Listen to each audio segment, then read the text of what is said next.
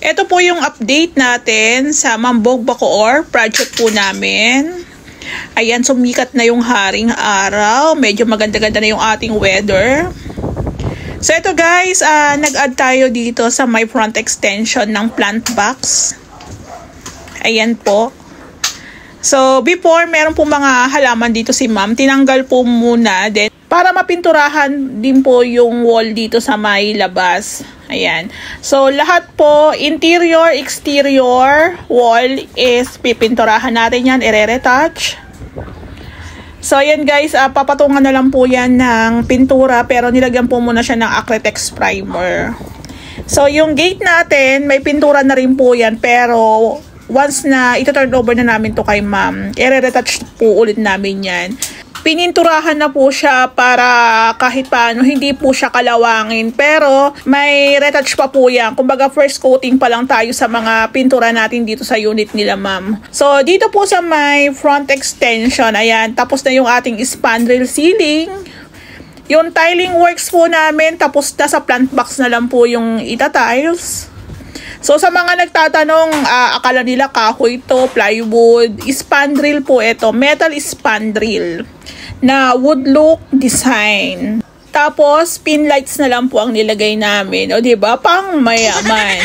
Ito pong ating garage tiles, 40 by 40 po 'yan. So lahat naman po ng tiles na ginamit dito is si client owner po ang pumili niyan. So guys, yung pinto natin dito sa may kitchen, na-install na rin po yan. Pipinturahan na lang. Abangan nyo. Tapos dito po sa ating dining and kitchen area. Ito pong ginagawa ni Reyna cabinet. Additional cabinets po yan. So abangan nyo. Medyo malaki siya kasi malaki pa po yung space. Pangit naman po kung hindi namin siya isasagad. Siyempre kung gagawa tayo ng cabinets, storage po yan. Siyempre kailangan malaki at marami po tayong mailalagay dyan. So naka PVC ceiling panels po tayo lahat dito. Dito nga po pala gumamit po kami ng tiles. Meron si ma'am prepared na design. Ginaya lang po namin yon pero na totally gaya kasi yung pinaka-cabinet ilalagay ko po yung design ni ma'am. May salamin yon pero sabi ni ma'am wag na daw lagyan ng salamin or glass. So cover talaga siya. Ayan o. Tapos dito, 4 na drawers po yan. 60 po yung pinakalapad. Same lang po dito sa ating main kitchen. Ayan. So, malinis na. Yung baba na part na lang po ang lalagyan ng takip o ng pinto. Ito po yung gas range ni ma'am. Doon po yan ipopwesto sa ating kitchen area. Tapos, ito naman po yung ating range hood. Ayan. Halos kompleto na rin naman. Meron na lang kami mga kulang dito na bibilihin pa. Pero, more on accessories na. Tapos, ito po yung ating storage. So guys, konti na lang yung aming marine plywood. Siguro magdadagdag pa kami ng 2. Dito meron tayong storage sa ilalim ng hagdan. Tapos yung ating main door, pipinturahan din po namin yan. Ire-retouch. So dito naman po tayo sa second floor. Maglalagay nga rin po pala kami dito ng baseboard pane. Same na lang po sa ating kulay ng kornisa. Tapos dito po sa taas, naglagay po tayo ng fluted panels. Ayan po ang gusto ni ma'am.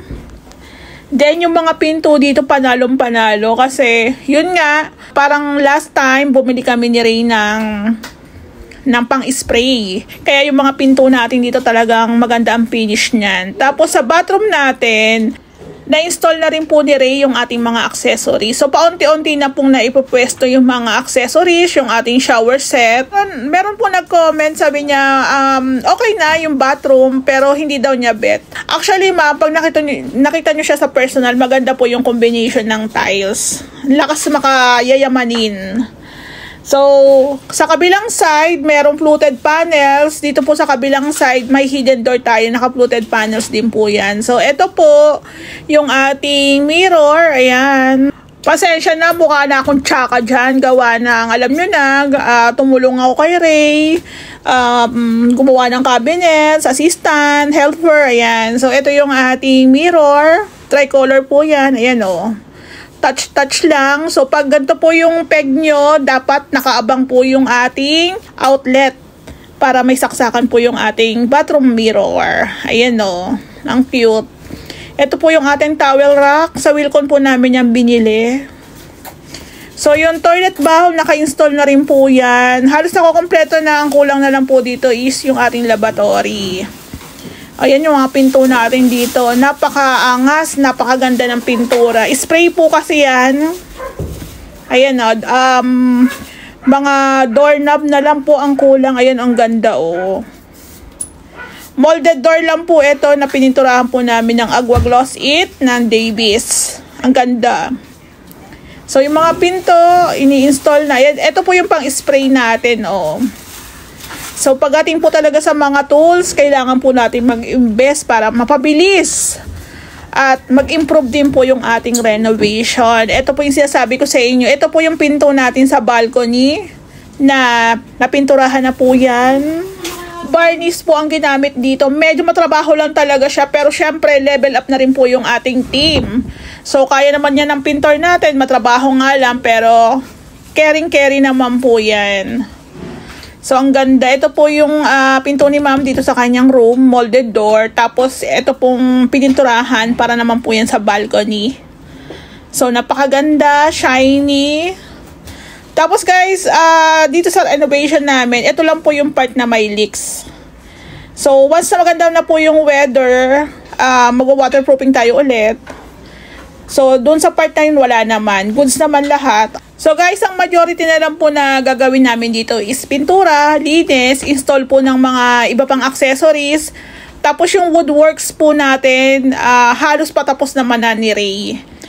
Dito nga po pala yung ating built-in cabinets, ayan.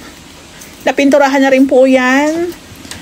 Ikakabit na lang po yung pinto dyan, tsaka maglalagay kami ng hangeran. Halos kompleto na yung pinto, ayan, ini-install na rin.